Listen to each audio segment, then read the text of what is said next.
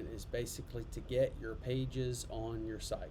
For me, this is a hair salon site, so you may want to go onto the internet and pick out what your industry is. So I would do a quick search. I'm going to type this in the search bar. You're not going to see it. I'm going to look for Roanoke Valley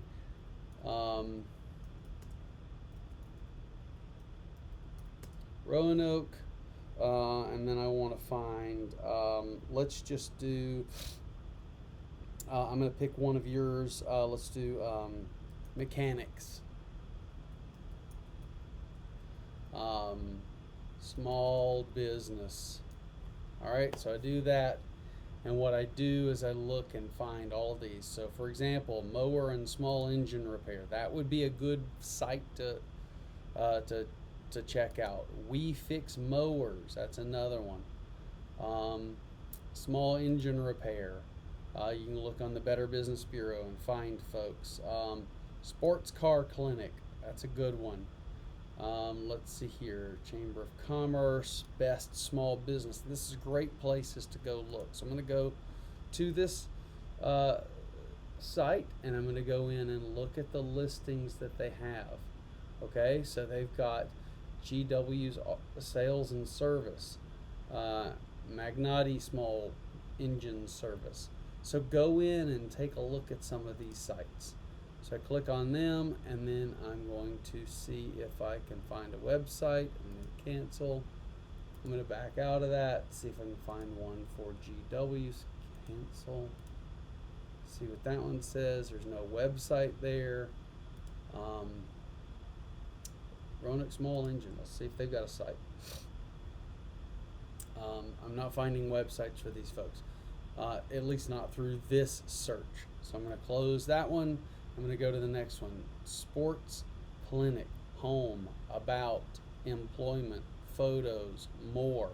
This is a great example of pages that you would want on this site. What does this learn more do? It goes to the About Us page. Right, okay, so go back to the home page. We've got a form here. We've got our address. We've got our hours. So this should show you the kinds of stuff that are on a home page. Take a look at the About page. What's on that page? I will say I don't like centered text. It's hard to read. But it's still text. You can grab it and you could say, hey, I'm going to reformat this entire website, redesign this one. That might be a great way to do this project, is find a website and harvest their logo, harvest their photos, harvest their text, their contact information, and then just rebuild their website. That might be a way for you to catch up. All right. Again, let's close this one down. Small engine repair, we go here to Roberts General Services.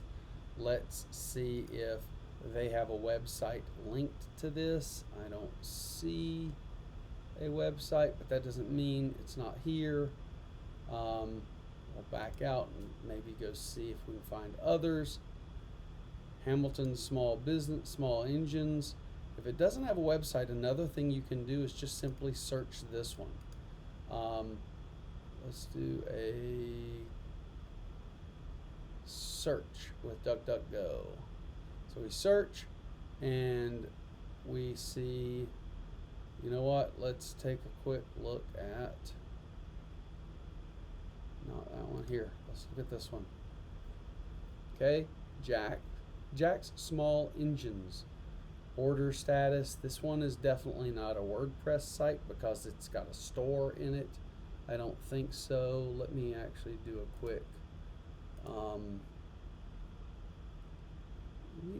quick check to see if, where's my built with coding tools? Oh, it's probably in here.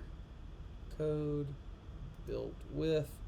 I'm going to do a quick search. Looks like this is built with Telerik, ASP.NET, Jax, Bootstrap, jQuery. So it might just be a built website. But who cares if it's WordPress? It's got content. Feel free to try to build, slightly more robust websites.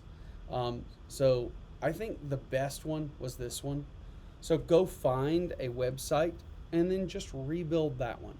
If what you're doing right now is a little hard, then go grab the content and you just rebuild this website on your WordPress. Make it look better. It doesn't have to be WordPress, okay?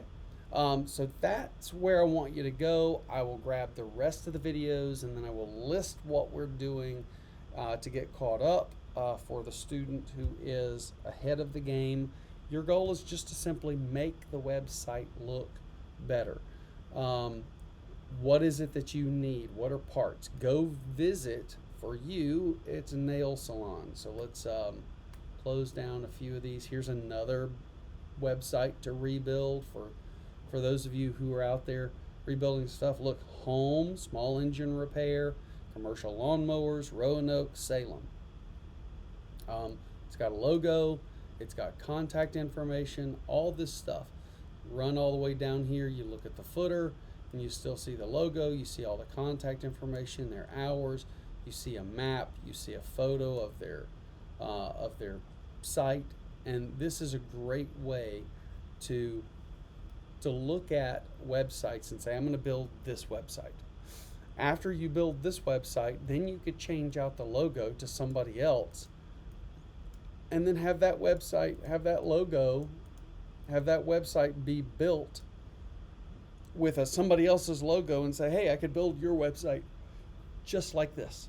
Okay? All right, so this is that one. Let's go take a look at nail salons. Roanoke Nail Art Salon. So we do a quick search there. Roanoke Nail Salon. We'll look at that one. Let's go take a look at Natural Nail Salon. What is this one? Fresha. Okay, we'll do those three. So here is, okay, we're just going to hit OK. So we've got a logo, we've got our various things at the top, we've got treatments. So we've got home, nail salon, Roanoke, Cave Spring, Perfect Nails. Here's where the menu is. I don't like this template. You got to log in. I don't like having to find the menu. But you can look down through here and see what's in it. Let's take a look at another nail salon. Here we've got Blossom Beauty Bar. We see we've got a photo of the person who's working there. We've got our menu, home, about, services, book appointments, shop, contact. I would choose larger text and higher contrast than this. You notice you've got book appointment. Scroll down, you've got photos, you've got an about page, you've got your services. This is what's these things load as you scroll to them, and then here's your footer. Okay, let's take it one more step and go look at this site. We've got our menu here, we've got our logo right here. This would be a great website that if I were not that as far along, this would be a great website to say, hey, here's a site that I could rebuild. Could you make it look better? They've got styling, they've got, notice the menu changes when it goes to the top. They've got their ever-present phone number. That's nice. Continue scrolling down. Let's go look at this footer. Again, a bright, bold footer with all the relevant information. It's got a view more. Let's go look at the about page. Let's scroll to the bottom. Notice it's the same footer. Let's go to the services page. I guarantee you, same footer. So look for ways to make certain bits of your site consistent and the same, and other parts of your site a little bit more surprising and fun. For example, this one right here, you've got various services that are listed kind of in this zigzag fashion. You got image, stuff, then you got stuff, image, image stuff, and you've got stuff and image, and keeps going back and forth like that. But if you go backwards to the About Us page, you don't have that. If you go to the gallery, I guarantee it's probably a grid of images.